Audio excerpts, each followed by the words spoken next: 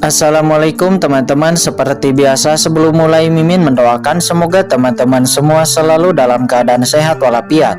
Oke, kali ini kita akan melanjutkan Martial Master versi novel bagian 721. Bagi yang baru bergabung, selamat bergabung. Dan bagi yang belum subscribe dulu lah agar Mimin tambah semangat lagi nih bikin videonya. Oke, kalau sudah kita langsung masuk ke isi ceritanya.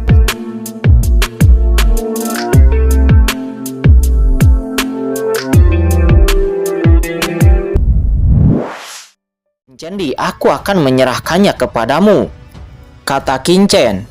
Baiklah Chen Shao, serahkan semua urusan ini kepada kami. Master pengobatan kuno dan yang lainnya berjanji. Itu bagus. Qingchen tidak berbicara omong kosong. Setelah mengatur semuanya, dia langsung pergi ke ruang pelatihan dan kemudian membuat segel. Dia membuat 99 segel dan kemudian merubahnya menjadi segel larangan. Itu berputar di sekitar ruang pelatihan. Itu dibentuk untuk mencegah indera ilahi yang mengintai. Setelah melakukan itu, sosok Qingchen bergetar dan dia langsung memasuki cakram Gyoqian Kun. Tidak akan lama lagi, penilaian divisi Tianjuo akan segera dimulai. Dengan ranah pemurnian saya saat ini tidak masalah bagi saya untuk lulus penilaian. Namun untuk lebih amannya, saya harus lebih meningkatkan kekuatan saya, kata Qingchen. Dia kemudian mendesak aturan waktu di dalam cakram Gyoqian Kun mempercepat waktu. Sekarang dia dan Yun Dongguang telah merobek wajahnya. Qingchen harus siap berhadapan dengan pihak lain kapanpun. Selama dia memiliki kesempatan, dia akan membunuh pihak lain dengan tangannya. Namun kuncinya dia harus berhasil lolos penilaian pemurnian Tianjuo. Selanjutnya Qingchen mengeluarkan gua 10.000 pencuri. Qingchen berencana untuk mengintegrasikan gua 10.000 pencuri ini ke dalam cakram Gyoqian Kun. Jika itu berhasil, cakram Gyoqian Kun akan memiliki teknik penyembunyian. Dan bahkan cakram Gyoqian Kun akan disamarkan sebagai harta gua 10.000 pencuri. Cakram Gyoqian Kun ini adalah harta yang terlalu luar biasa. Ini berisi dunia kecil. Setelah itu diketahui oleh seorang master, itu pasti akan sangat menarik perhatian. Namun jika itu dapat disamarkan menjadi harta karun dari gua 10.000 pencuri, itu akan jauh lebih aman. Tidak hanya dapat dikeluarkan secara bebas, tetapi juga dapat digunakan untuk melarikan diri dan tanpa menimbulkan kecurigaan orang lain. Dan dalam proses pengintegrasian gua 10.000 pencuri ke dalam cakram Gyoqian Kun, itu juga dapat meningkatkan tingkat pemurnian Qingchen. Masih ada waktu 1 bulan sebelum penilaian master pemurnian Tianjuo. Di bawah percepatan waktu 50 kali lipat, itu lebih dari 4 tahun. Seharusnya cukup bagi saya untuk memahami asal-usul suci surgawi pencuri pertama, kata Qingchen. Dia membuat keputusan dan matanya tiba-tiba menjadi ditentukan. Dengan lambaian tangannya, pohon iblis dari 10.000 alam itu melonjak, dan sumber energi iblis yang tak ada habisnya berubah menjadi tungku pil, menjulang di antara cakram Gyoqian Kun.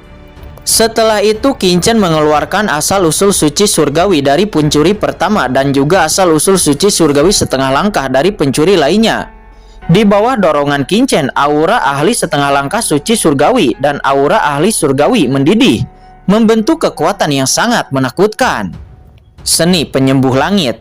Qingchen juga mendesak teknik pengisian ulang langit, mengaktifkan palu perbaikan langit di tubuhnya, dan mengubah ki suci ini menjadi semacam energi pengisian ulang. Dan pada saat yang sama, Qingchen juga mengeluarkan 5 pena suci kuno yang telah diperolehnya. Mata Qingchen menjadi dingin dan dia tiba-tiba melangkah keluar. Dia langsung memasuki tungku pil. Hukum tak berujung dan energi suci bertahan di sekitarnya. Qingchen menggunakan teknik penyembuh langit dan mulai memahami asal-usul dari hukum orang-orang suci surgawi. Beberapa saat kemudian, boom! Aura tak berujung dan menakutkan melonjak di sekujur tubuh Qingchen. Ini adalah aura ranah suci surgawi setengah langkah, yang telah menyatakan bahwa Qingchen mulai memasuki alam suci surgawi, dan mulai menyentuh makna yang paling dalam dari alam suci surgawi. Semua ini karena pencuri pertama. Meskipun pencuri pertama memiliki kekuatan rata-rata, dia awalnya adalah orang di ranah suci surgawi yang kuat. Namun karena teknik rahasianya, dia membakar nyawanya dan menyebabkan ranahnya jatuh. Namun asal-usul suci surgawi dari pencuri pertama itulah yang saat ini sangat dibutuhkan oleh Qin Chen.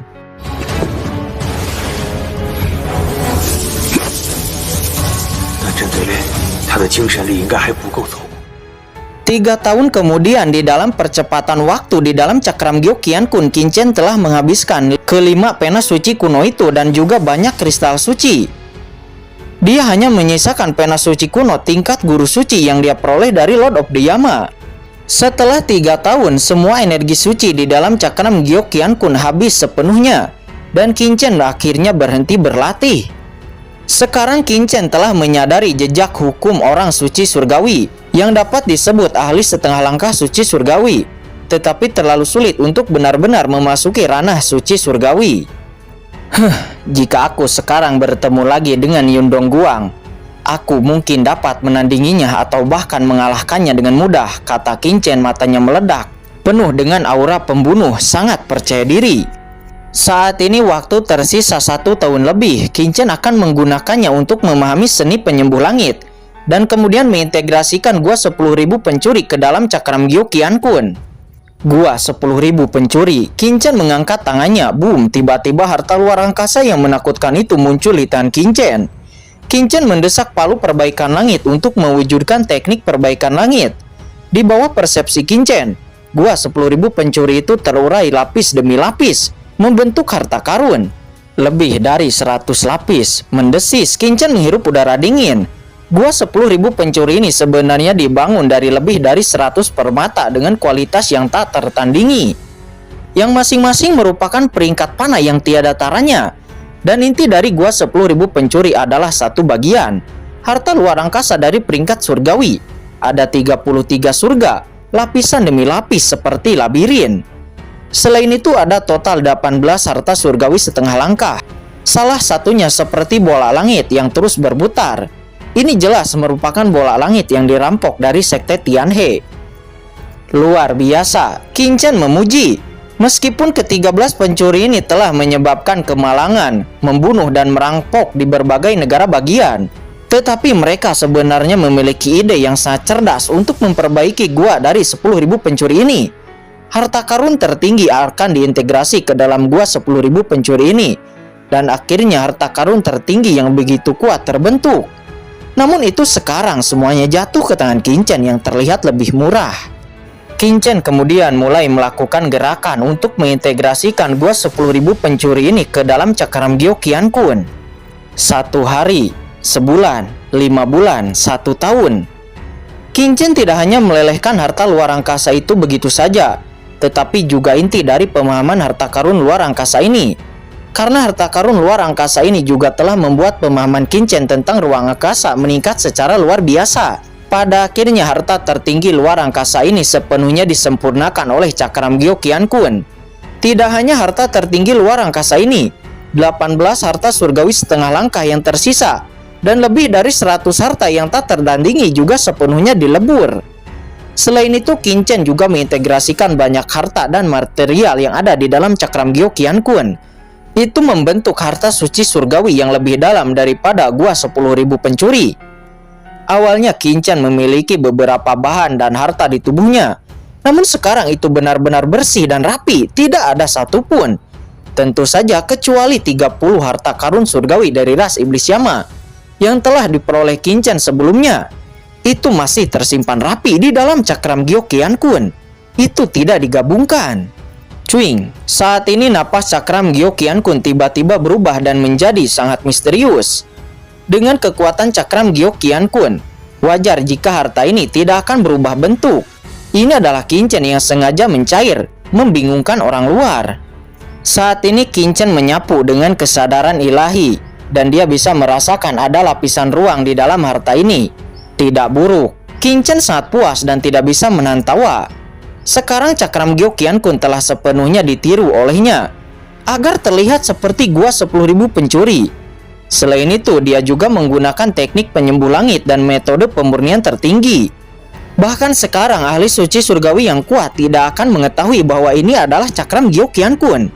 Mereka hanya akan mengetahui bahwa ini adalah gua 10.000 pencuri yang telah direnovasi. Bahkan master pemurnian di puncak jajaran surga, saya khawatir dia tidak akan bisa memata-matai. Dengan cara ini, Qin Chen bisa mengeluarkan cakram Gyeokyeon-kun secara sembarangan tanpa takut untuk diketahui. Ini tidak diragukan lagi merupakan keuntungan besar bagi Qin Chen. Dia dapat menampilkan cakram Gyeokyeon-kun sesuka hatinya, yang membuatnya lebih bersemangat daripada apapun. Tentu saja, satu-satunya yang menjadi pemikiran Qin Chen bahwa dia tidak mengetahui apakah orang di ranah guru suci dapat melihat melalui penyamaran cakram Gyeokyeon-kun atau tidak. Namun Qin Chen tidak khawatir, seiring dengan pertumbuhan kekuatannya, dia akan terus merubah cakram Gyeokyeon-kun. Dan suatu hari, bahkan mungkin guru suci tidak akan bisa memata-matai. Selanjutnya Qin Chen tidak membuang waktu, dia terus melelehkan cakram Gyeokyeon-kun di bawah percepatan waktu. Dalam proses peleburan, ia juga meningkatkan peralatan pemurnian lebih tinggi lagi. Dalam proses peleburan, dia juga meningkatkan pemurniannya lebih tinggi lagi. Ketika hanya 3 hari tersisa sebelum penilaian pemurnian Tianjuo akan dimulai, Qin Chen kemudian benar-benar menghentikan latihannya dan keluar dari ruang latihan. Dalam sebulan terakhir, Papilun Cendi telah dibangun kembali sepenuhnya. Di bawah kepemimpinan Aoli, Papilun Cendi sekarang melonjak dan bisnisnya sangat makmur. Melihat Qin Chen keluar, Aoli dan yang lainnya tentu saja sangat bersemangat. Kemudian melaporkan hasil mereka. Chen Shao, banyak kekuatan utama berkunjung. Beberapa kekuatan biasa saya telah menerima atas nama Anda. Bahkan beberapa kekuatan suci surgawi saya telah menyelesaikannya. Tetapi ada beberapa kekuatan saya tidak berani mengambil keputusan, kata Aoli. Oh, Qin Chen melihat ke bawah dan melihat bahwa catatan di atas adalah semua kekuatan prefektur Lingzhou, prefektur Yanzhou, dan prefektur Suzhou. Tidak heran jika Aoli tidak berani mengambil keputusan sesuka hatinya. Ibu kota negara bagian teratas ini jelas tidak sesederhana kunjungan mereka. Beberapa keputusan hanya dapat diambil oleh Qin Chen. Biarkan mereka semua datang, kata Qin Chen matanya berkilat. Cepat atau lambat dia akan menghubungi pasukan-pasukan ini. Sekarang dia memiliki kesempatan, jadi tentu saja dia tidak akan menolak. Dalam 3 hari berikutnya, Qin Chen menerima pasukan-pasukan ini secara rahasia. Setelah keluar, perwakilan dari pasukan-pasukan ini sedikit terkejut dan tidak ada yang tahu apa yang dibicarakan Qin Chen dengan mereka. Pada saat yang sama, hari penilaian pemurnian Tianjuo akhirnya tiba. Di pagi hari, sinar matahari yang cerah menyinari. Ini adalah hari besar surga memancarkan sinar kekuatan yang kuat sepanjang waktu. Pada awal hari ini, seluruh kota prefektur Yunzhou berada dalam hiruk pikuk. Dan orang-orang kuat yang tak terhitung jumlahnya muncul di pusat kota Yunzhou. Dibandingkan dengan penilaian seni bela diri, jumlah peserta penilaian master pemurnian jelas jauh lebih sedikit. Namun dibandingkan dengan penonton yang datang, ini jauh lebih banyak. Karena pusat kekuatan teratas dari beberapa negara bagian besar, tokoh dunia yang terhormat telah berkumpul. Karena ini adalah penilaian pemurnian Tianjuo. Setelah memasuki divisi pemurnian Tianjuo, itu berarti bakat orang tersebut memiliki kemungkinan untuk menjadi master pemurnian kelas surgawi. Di surga, kekuatan terpenting adalah ahli suci surgawi. Seorang master pemurnian surgawi, bahkan beberapa kekuatan tertinggi alam suci surgawi di kota Mansion Guanghan harus dengan hormat memanggilnya seorang master dengan identitas yang luar biasa. Di alun-alun saat ini penuh sesak dan sangat sesak. Prajurit yang tak terhitung jumlahnya telah berbondong-bondong ke alun-alun. Untungnya alun-alun ini sangat besar dengan lapisan ruang terlipat yang dapat menampung banyak orang. Jika jutaan orang berkumpul di sini, itu tidak akan terlihat banyak. Lihat, itu Tuan Su Xingsheng dari kota Gusu, tamu dari kediaman Tuan Kota. Dikabarkan dia adalah master pemurnian ahli di tahap akhir. Hei, bukankah ini tetua Hu Hao Guang dari Papilun Qi? Kenapa dia juga ada di sini? Bagaimana dengan Penatua Kige? Selama Anda dapat bergabung dengan Tianjuo, ia memiliki lebih banyak prospek. Selain itu, Tianjuo dan Kige adalah organisasi yang menganggur dan tidak membatasi kebebasan orang. Tidak masalah jika Anda ingin bergabung dengan keduanya. Banyak orang berdiskusi setiap master pemurnian telah datang. Itu akan menimbulkan sensasi. Master-master pemurnian ini jarang dapat dilihat oleh prajurit biasa. Namun sekarang mereka berkumpul bersama. Dan itu juga salah satu motivasi kerumunan untuk datang. Kedatangan master pemurnian terkenal datang dari beberapa negara bagian terdekat yang masing-masing memiliki reputasi luar biasa dan pengaruh besar. Lihat, itu Yun Mengje. Lihat, itu Yun Mengje. Kerumunan bergetar dan Yun Mengje berjalan ke alun-alun dengan tampilan penuh. Di sekelilingnya banyak pria kuat mengelilinginya dengan aura yang luar biasa. Di sampingnya Li Wanshui berdiri dengan hormat memegang kipas bulu, menggoyangkan kipas bulu dengan lembut seperti seorang pelayan. Saat ini semua orang merasakan napas dominasi di langit dan bumi muncul dari tubuh Yun Mengje. Hei, kenapa aku merasa aura di tubuh Yun Mengje semakin menakutkan? Kamu memang benar, ini adalah napas suci surgawi. Apakah Yun Mengje menerobos alam suci surgawi? Tidak, itu nampaknya setengah langkah suci surgawi. Apa? Bagaimana ini mungkin? Berapa lama ini? Menakjubkan. Kerumunan berdiskusi dan bergetar satu persatu menjadi gila. Itu hanya sebulan, dan Yun Mengje benar-benar melangkah ke ranah setengah langkah suci surgawi. Dan itu menjadi semakin menakutkan. Di samping Yun Mengje, Li Wanshui nampak gugup dan mengepakkan kipas dengan hati-hati. Saat ini hatinya penuh penyesalan. Yun Mengje saat ini baginya seperti mimpi buruk. Sekarang dia dibuat seperti pelayan oleh Yun Mengje. Jika ada kesempatan untuk kembali, Li Wanshui lebih suka tidak membalas dendam kepada Qin Chen daripada harus bergabung dengan keluarga Yun. Sayangnya sekarang dia sudah terlambat. Dia dulu tidak melihat wajah asli dari Yun Mengje. Orang ini hanyalah iblis tanpa kemanusiaan. Namun sekarang terlambat baginya untuk menyesal. Saya harap Yun Mengje tidak akan lolos penilaian pemurnian Tianjuo. Dan dia akan gagal, kata Li Wanshui. Dia diam-diam berdoa di dalam hatinya. Karena jika Yun Mengje berhasil lulus ujian, maka dia akan benar-benar berakhir dan dia tidak akan bisa mendapatkan kembali kebebasan dalam hidupnya. Apakah bocah Qin Chen itu belum datang? Kata Yun Mengje. Dia melangkah ke alun-alun, melihat sekeliling, tinggi di atas dengan seringai di sudut mulutnya. Setelah menelan 7 master pemurnian, Yun Mengje menjadi lebih percaya diri dari sebelumnya. Dia sangat percaya diri bahwa dia dapat dengan mudah menghancurkan Qin Chen. Dia berharap untuk melihat mata putus asa dari Qin Chen. Hanya dia yang jenius terkuat di dunia. Cuing, pada saat ini sebuah mobil Luan terbang di kejauhan. Dan ternyata itu adalah naga terbang berkepala 4. Dan seluruh mobil Luan memiliki struktur yang rumit. Dengan lampu yang berkedip-kedip, terlihat seseorang keluar. Penampilan orang ini terlalu terkenal dan menarik perhatian semua orang sekaligus. Namun saya melihat sebuah perisai kuno yang diukir dengan bentuk sederhana di atas mobil. Melihat tanda ini, semua orang di lapangan terkejut. Tanda ini dari Bao Qitang. Mengapa seseorang dari Bao Qitang ada di sini? Bao Qitang atau disebut juga Balai Harta Karun itu merupakan kekuatan penyulingan senjata yang sangat terkenal di Mansion Guanghan.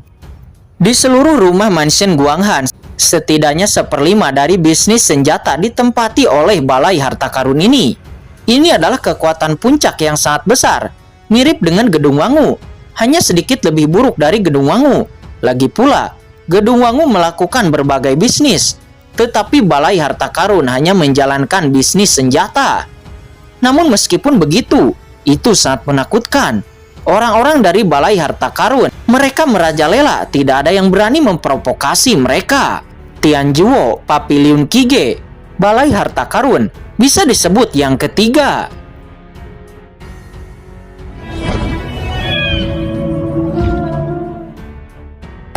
Oke guys, sudah dulu ya. Jangan lupa subrek biar lanjut terus ceritanya. Bagi yang sudah subrek, mudah-mudahan dimudahkan rezekinya. Mimin undur diri. See you next and goodbye.